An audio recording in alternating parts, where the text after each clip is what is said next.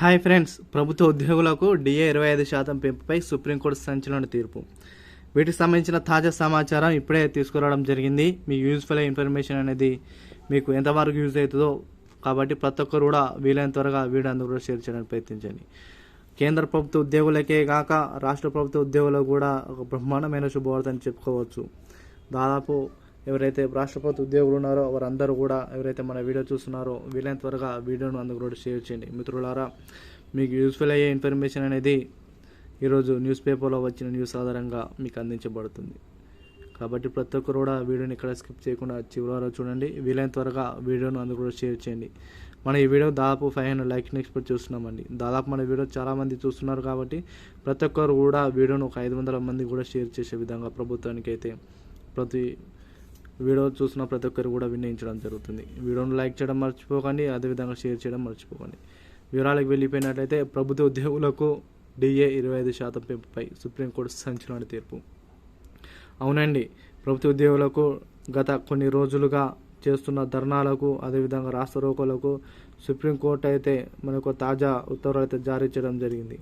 అవి చూసుకున్నట్లయితే డిఏ అనేది 25% సంబంధించి కరువు భత్యం అనేది పెంచడానికి అవకాశాలు అయితే ఎక్కువ సంఖ్యలో కనిపిస్తున్నాయి. ఇలా చూసుకున్నట్లయితే మనకు ఇదంతా కూడా పశ్చిమ బెంగాల్ రాష్ట్ర ప్రభుత్వ ఉద్యోగులు చేసిన నిరసన. ఇక్కడ మనం చూసుకున్నట్లయితే దీనికి సంబంధించిన జస్టిస్ సంజయ్ కరోల్ అదేవిధంగా సందీప్ మెహతా ఇలా చూసుకున్నట్లయితే వీరి యొక్క ధర్మాసనం ప్రకారంగా అక్కడి పశ్చిమ బెంగాల్ వాసులు ఎవరైతే రాష్ట్ర ప్రభుత్వ ఉద్యోగులు ఉన్నారో వారు కేంద్ర ప్రభుత్వ ఉద్యోగుల మాదిరిగానే మాకు రాష్ట్ర ప్రభుత్వ ఉద్యోగులకు కూడా డిఎన్ఎస్ అలవెన్స్ ఇవ్వాలని కూడా ప్రభుత్వానికి అయితే విన్నవించడం జరిగింది.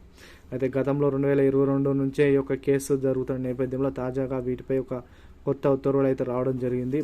సుప్రీంకోర్టు అయితే సానుకూలంగా స్పందించి కేంద్ర ప్రభుత్వ సెంట్రల్ గవర్నమెంట్ ఎంప్లాయీస్ ఉన్నారో కేంద్ర ప్రభుత్వ ఉద్యోగుల మాదిరిగానే మనకు రాష్ట్ర ప్రభుత్వ ఉద్యోగులు కూడా డిఆర్ఎస్ అలవెన్స్ అదేవిధంగా పిఆర్సీ అదేవిధంగా ఇంక్రిమెంట్ రిలీఫ్ సంబంధించి కూడా అందించాలని కూడా సుప్రీంకోర్టు అయితే తాజాగా ఉత్తర్వులు అయితే జారీ చేయడం జరిగింది. దీనికి రాష్ట్ర ప్రభుత్వాలైన పశ్చిమ బెంగాల్ స్పందించి త్వరలోనే వీటిపై తుది నిర్ణయం తీసుకుని త్వరితగతంగానే వీటిని డిఏను 25%గా పెంచే ఆలోచనలో ప్రభుత్వం అయితే ఆలోచన చేస్తోంది. దీనికి సంబంధించి మరి ఎంత బడ్జెట్ అనేది అవసరం అవుతుంది, అదేవిధంగా ఎంతమంది ప్రభుత్వ ఉద్యోగులు అదే మనకు చూసుకున్న రాష్ట్ర స్టేట్ సంబంధించి రాష్ట్ర ప్రభుత్వ ఉద్యోగులకు ఇవి ఎంతవరకు వర్తిస్తుందో ఇవన్నీ కూడా లెక్కలోకి తీసుకున్న తర్వాతనే ఇది ఇంప్లిమెంట్ చేసే అవకాశాలు ఉన్నాయి. ఇలా చూసుకున్నట్లయితే మరో వారం రోజుల్లో లేదంటే మరో 10 రోజుల్లోనే ఈ యొక్క ప్రక్రియ అనేది పూర్తిగా కొనసాగడానికి అవకాశాలు అయితే ఎక్కువ సంఖ్యలో కనిపిస్తున్నాయి. మిత్రులారా, ఎవరైతే మన ఛానల్ చూస్తున్నారో ప్రతి ఒక్కరు కూడా వీడియో కూడా అందరూ కూడా షేర్ చేయండి. మరి సార్ మరి ఇది పశ్చిమ బెంగాల్ కదా మేము ఎందుకు చూడాలని కూడా చాలామంది కూడా వాపోతారు. ఎందుకంటే ఇది పశ్చిమ బెంగాల్ అనే కాదు, దాదాపు ఇప్పుడు తెలంగాణ ఆంధ్రప్రదేశ్ రాష్ట్ర ప్రభుత్వ ఉద్యోగులు కూడా ఇది వర్తించే విధంగా ప్రభుత్వం అయితే కార్యాచరణ అయితే మొదలుపెట్టింది.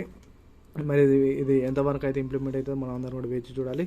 కాబట్టి ఏది ఏమైనా ప్రభుత్వ ఉద్యోగులను ప్రభుత్వాలను అదేవిధంగా కేంద్ర ప్రభుత్వం ఆదుకునే దిశగా ముందుకు వెళ్ళాలని మనం అందరం కూడా కోరుకుందాము. వీలైన త్వరగా వీడియోని అందరూ కూడా షేర్ చేయడానికి ప్రయత్నించండి. మరిన్ని వీడియోస్ కోసం మన ఛానల్ని సబ్స్క్రైబ్ చేసుకోండి. Thank you to all.